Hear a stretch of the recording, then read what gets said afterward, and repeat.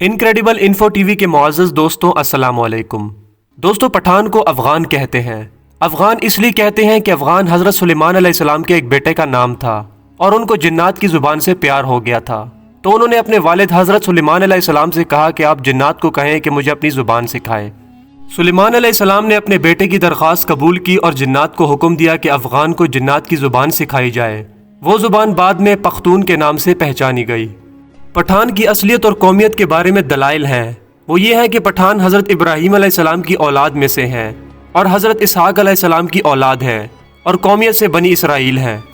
انگریز مورخین لکھتے ہیں کہ پٹھان قوم ارجینیا کے ایک حصے میں رہتے تھے اور ارجینیا کے لوگوں کا دعویٰ ہے کہ افغان قوم یا پٹھان ہم میں سے ہیں، کیونکہ البانیہ کے افغان جو کہ بعد میں افغان بنے ارجینیا سے ہندوستان کی طرف چل پڑے۔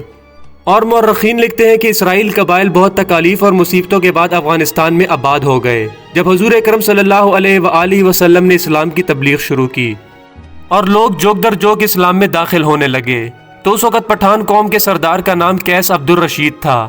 اپنے پورے خاندان کے ساتھ محمد صلی اللہ علیہ وآلہ وسلم کے حضور میں حاضر ہوا اور محمد صلی اللہ علیہ وآلہ وسلم کے ہاتھ پر بیعت کر کے مسلمان ہو گیا۔ اس لیے دنیا بھر میں جہاں بھی پختون ہوں گے وہ مسلمان ہوں گے۔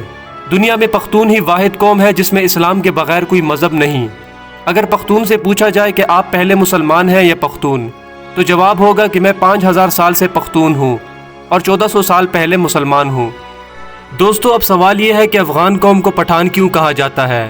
تو جب کافروں نے مکہ پر قبضہ کر لیا تو حضرت محمد صلی اللہ علیہ وآلہ وسلم نے حضرت خالد بن ولید رضی اللہ تعالیٰ عنہ کو حکم دیا کہ جاؤ اپنے افغانیوں کو جہاد کے لیے بلاؤ۔ خالد بن ولید رضی اللہ تعالیٰ عنہ افغانستان چلے گئے اور افغان سردار قیس عبد الرشید کو حضور صلی اللہ علیہ وآلہ وسلم کا پیغام ارسال کیا۔ قیس عبد الرشید کی قیادت میں لشکر مکہ مکرمہ کی طرف روانہ ہوا۔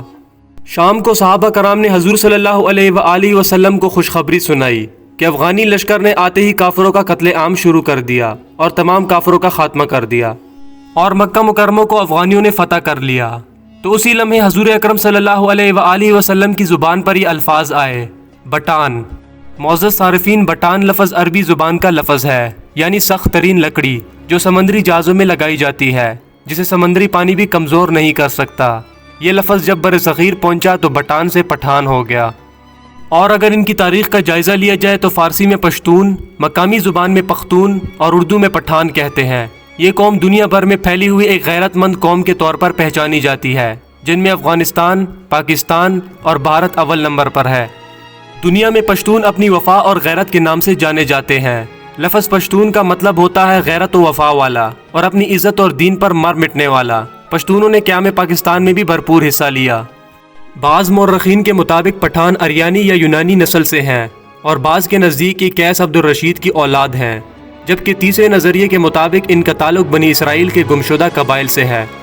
خود قیس عبد الرشید کی اولاد سمجھنے والوں کا نظریہ ہے کہ مکہ میں قیام کے دوران حضرت خالد بن ولید رضی اللہ تعالیٰ عنہ نے اپنی ساجدادی ان کے مورث اعلیٰ کے نکاح میں دے دی تھی، جنہیں وہ ہمراہ لے کر اپنے وطن واپس آیا اور پھر انہوں نے یہاں اپنی بقیہ زندگی اسلام کی اشاعت میں صرف کر دی۔ اسی طرح قیس عبد الرشید کی اولاد پٹھان کہلاتی ہے، جبکہ یہ بھی کہا جاتا ہے کہ خود قیس عبد الرشید کا تعلق بھی بنی اسرائیل کے بادشاہ ساؤل یعنی طالوت کے 37ویں پشت سے تھا۔ اسی طرح آخری دو نظریات کی روشنی میں ان کا تعلق بنی اسرائیل سے ہی بنتا ہے۔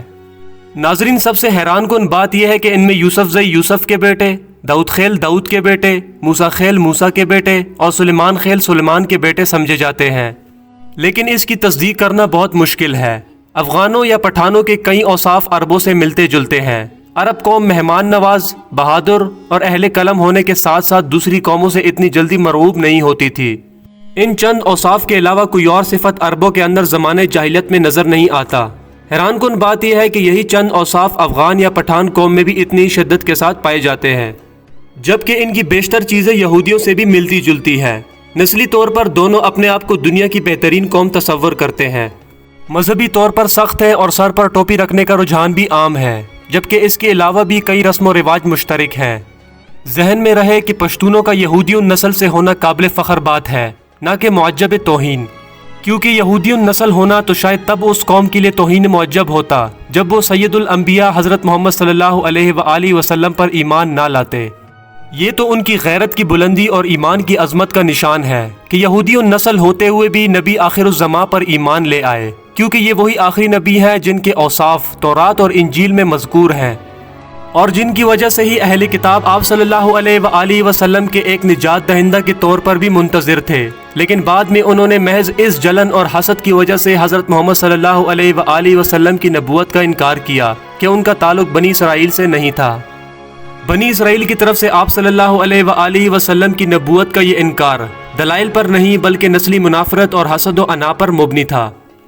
تو یہ پشتونوں کے لیے قابل فخر بات ہے کہ یہ لوگ حضرت موسیٰ علیہ السلام کے حواری بھی ہیں اور آخری نبی صلی اللہ علیہ وآلہ وسلم کے سپاہی ہیں۔ مجھے امید ہے کہ آج کی ویڈیو آپ کے لیے کافی انفارمیٹیو ہوگی اور آپ کو پسند آئی ہوگی۔